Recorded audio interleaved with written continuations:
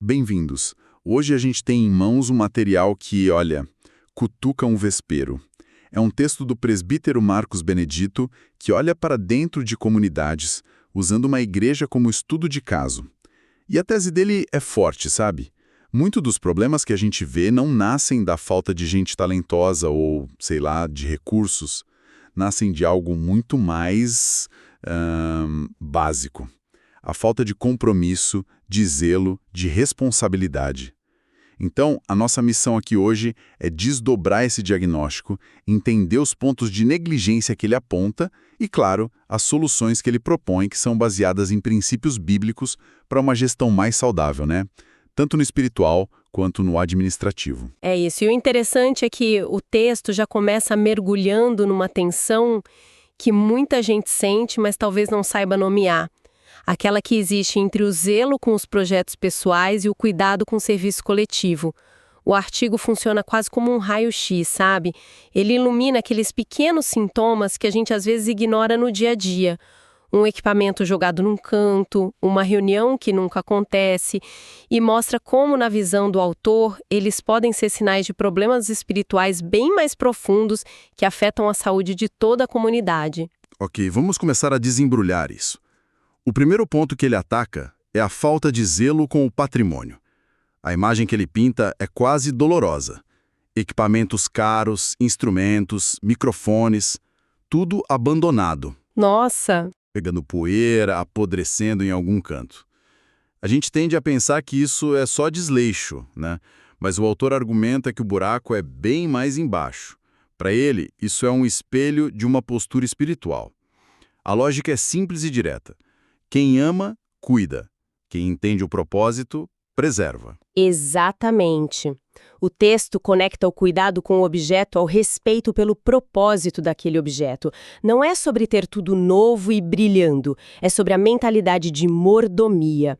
Ele usa um termo bíblico aqui que é fundamental, despenseiro. A passagem de 1 Pedro fala sobre sermos bons despenseiros da multiforme graça de Deus. Um despenseiro é um administrador, um gerente, sabe? Alguém a quem foi confiado algo de valor que não lhe pertence. É uma mudança de chave. Aquele microfone não é da igreja, como uma entidade abstrata. Na visão que ele propõe, é um recurso do reino confiado àquela comunidade para um fim específico. E essa ideia muda tudo, porque se não é meu, o cuidado tem que ser ainda maior. Deixa de ser uma questão de, se estragar a gente compra outro. E passa a ser uma questão de fidelidade. Perfeito. E ele reforça isso com 2 outras ideias. A primeira é a de Lucas. Quem é fiel no pouco também é fiel no muito. O autor sugere que a forma como uma comunidade trata um cabo de som pode ser um indicativo de como ela trata questões muito maiores, como as finanças ou até mesmo as pessoas. É um princípio de escala. E a base de tudo isso, o alicerce, é o Salmo que diz: "Do Senhor é a terra e tudo o que nela há." Ou seja, no fim das contas, nada é nosso. Somos todos administradores. Nesse contexto, a negligência material deixa de ser um problema administrativo e se torna, como o texto defende, uma falha espiritual. Sabe, essa ideia de ser um bom despenseiro me leva a pensar, não é só sobre cuidar do patrimônio físico, é sobre gerenciar recursos, tempo, dinheiro. E é aí que o autor pisa num terreno que costuma ser bem minado, a ausência de prestação de contas. Ele é taxativo. Diz que onde não existe transparência, o terreno se torna fértil para a desconfiança. Sim. Para o desgaste dos relacionamentos e, no limite, para o escândalo. E o fascinante aqui é como ele vira de cabeça para baixo a nossa percepção sobre o que é prestar contas. Muitas vezes isso é visto como uma burocracia chata ou pior, como um sinal de que as pessoas não confiam umas nas outras. Mas o autor propõe um exato oposto. Ele argumenta que a recusa em prestar contas é que é um sinal de fragilidade espiritual. A pessoa que se esconde atrás do confia em mim, talvez seja a que mais precisa de ajuda para se organizar. Mas na prática, isso não pode gerar uma cultura de microgerenciamento, de desconfiança, quase uma caça às bruxas, onde todo mundo tem que provar que é honesto o tempo todo? Como o autor equilibra isso? Essa é a questão central. E o equilíbrio que ele propõe vem da motivação. A prestação de contas no texto não é apresentada como um mecanismo de controle, mas como uma ferramenta de proteção e testemunho. Ele se baseia em 2 Coríntios, que fala em proceder honestamente, não só diante do Senhor, mas também diante dos homens. A ideia é que a integridade não basta ser, ela precisa ser vista, entende? Sei. É uma questão de zelo pelo nome da comunidade e, em última instância, pelo nome de Deus. A transparência, nesse caso, não serve para pegar o ladrão, mas para proteger os honestos e fortalecer a confiança de todos. Ela blinda a comunidade. Entendi. É mais uma cultura de clareza do que uma cultura de fiscalização, e isso me parece muito mais saudável. Sim, e ele eleva isso a um nível ainda mais profundo com Romanos, que diz: cada um de nós dará conta de si mesmo a Deus. No fim do dia, a prestação de contas aqui na Terra é um ensaio, um exercício para uma responsabilidade muito maior. Então, segundo o autor, quem foge disso não está apenas fugindo de uma planilha de Excel, está fugindo de um princípio espiritual fundamental de maturidade e responsabilidade. Olha, essa parte do texto que a gente vai entrar agora me pegou totalmente de surpresa. Eu estava preparado para a crítica de sempre sobre reuniões longas, improdutivas, Que poderiam ter sido um e-mail. Exato, mas ele vira completamente a mesa. O problema que ele aponta em muitos lugares não são as reuniões ruins. O problema é que elas simplesmente não existem. Ele escreve com todas as letras: não há reunião, não se faz reunião. Isso muda o jogo, né? Muda completamente. Porque a ausência de reuniões não é só um problema de organização, é um sintoma de um modelo de gestão geralmente centralizador e autoritário. Quando não há espaço para o diálogo, para o debate de ideias, para a tomada de decisão em conjunto, o que sobra? Sobra a vontade de uma pessoa ou de um pequeno grupo. Claro. O autor descreve as consequências disso de forma muito clara. Desmotivação, porque ninguém se sente parte de nada. Esfriamento espiritual, porque a comunhão é trocada pela execução de ordens. E, por fim, o afastamento das pessoas, que simplesmente vão embora por não encontrarem espaço para contribuir. Mas por que isso acontece? É por um desejo de controle? É por preguiça de organizar? Ou as pessoas simplesmente não enxergam mais o valor de se encontrar e decidir as coisas em conjunto? O texto sugere que pode ser uma mistura de tudo isso, mas a raiz é uma desvalorização da sabedoria coletiva. E ele vai buscar a resposta em Provérbios. Primeiro um que diz: na multidão de conselheiros há segurança. E depois outro: os planos mediante conselho têm bom êxito. A premissa bíblica que ele resgata é que a sabedoria não é um atributo de um único indivíduo iluminado. Ele emerge do encontro, do conselho, do atrito de ideias. Ele até cita o Concílio de Jerusalém, lá em Atos, como o grande modelo disso. Os apóstolos se reuniram para decidir uma questão teológica importantíssima. Eles não receberam o memorando de Pedro, eles debateram. Faz todo sentido. Então, para o autor, o ato de congregar-se é muito mais ativo. Não é só sentar no banco e ouvir, mas participar da construção da vida da comunidade. A ausência de reunião é, na verdade, a ausência de comunidade na prática. Exatamente. É a troca do corpo pelo chefe. E isso nos leva a um outro ponto que o autor desenvolve, que é a responsabilidade não só com o dinheiro ou com as decisões, mas com os próprios talentos. Sim, ele expande o tema para uso de dons e recursos humanos. E aqui ele solta 2 frases que são verdadeiros socos no estômago, sabe? Daquelas que a gente anota e fica pensando por dias. A primeira: dom não substitui caráter. E a segunda: unção não anula responsabilidade. Essas 2 frases são o coração do argumento dele sobre o capital humano. Elas abordam uma tensão que existe em qualquer grupo. O que fazer com a pessoa que é extremamente talentosa, mas que não tem compromisso, que causa problemas nos bastidores, que não se submete a nenhuma liderança? O autor é inflexível nisso. O talento, por mais brilhante que seja, não dá um passe livre para irresponsabilidade ou para falta de caráter. A gente já viu isso acontecer, né? Aquela pessoa que canta maravilhosamente ou que tem uma capacidade de organização incrível, mas que não cumpre horários, não se comunica, trata os outros mal. É uma situação delicada. A comunidade fica refém do talento daquela pessoa. Fica refém. E é aí que entra a segunda frase. Unção não anula a responsabilidade.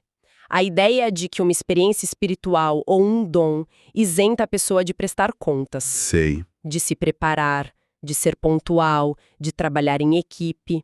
O autor argumenta que isso é uma distorção perigosa. Ele usa o princípio de 1 Coríntios, tudo, porém, seja feito com decência e ordem, para dizer que a organização e a estrutura não são inimigas da ação do Espírito Santo. Pelo contrário, elas criam um ambiente seguro e saudável para que os dons floresçam de uma forma que edifique todo mundo, e não apenas o ego de uma pessoa.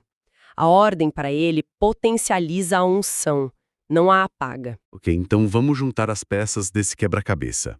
A gente falou de equipamento estragado, de falta de transparência financeira, da ausência de reuniões, do talento usado sem responsabilidade. O autor parece amarrar tudo isso com uma única linha. Ele sugere que a falta de compromisso com as coisas é, no fundo, um sintoma de algo muito mais grave: a falta de compromisso com as pessoas. É a grande virada do texto. Ele conecta todos esses problemas administrativos e estruturais a uma crise relacional. A metáfora que ele usa é a mais clássica e poderosa de todas, a da igreja como corpo de Cristo. A ideia de que a comunidade não é um palco para cada um executar seu projeto pessoal, mas um organismo vivo e interligado. E quando a gente pensa como um corpo, tudo muda. Como assim? Pensa bem, a irresponsabilidade deixa de ser um ato individual e isolado e se torna uma ofensa coletiva. Se um músico quebra um equipamento por descaso, não é só um prejuízo financeiro, é o corpo todo que perde um recurso. Verdade. Se um líder toma uma decisão sozinho, sem consultar ninguém, não é só autoritarismo. É como se a mão decidisse agir sem se comunicar com o cérebro ou com os pés. Causa dor e disfunção no corpo inteiro.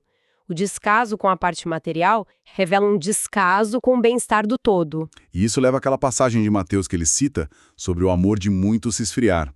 A conexão que ele faz aqui, a negligência, o individualismo, essa falta de cuidado, não são só falhas de gestão, são sintomas de um amor que está se apagando. Exatamente. A falta de cuidado com as coisas é o sintoma visível da falta de amor pelas pessoas que compõem aquela comunidade. A indiferença pelo patrimônio comum reflete uma indiferença pelo vizinho de banco. É uma análise dura, mas muito profunda. E para não parecer que a discussão está presa em problemas do passado, o autor faz questão de trazer tudo isso para o nosso contexto, para o século XXI, falando de tecnologia e comunicação. Ele afirma que usar bem as ferramentas que a gente tem hoje, redes sociais, aplicativos de mensagem, transmissões ao vivo, não é vaidade, não é luxo nem modismo.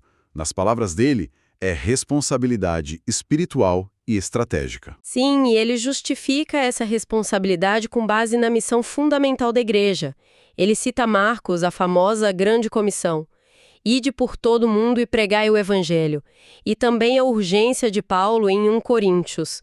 Ai de mim se não anunciar o Evangelho. A provocação do autor é: no mundo de hoje, o que significa ir por todo o mundo? Necessariamente inclui o mundo digital.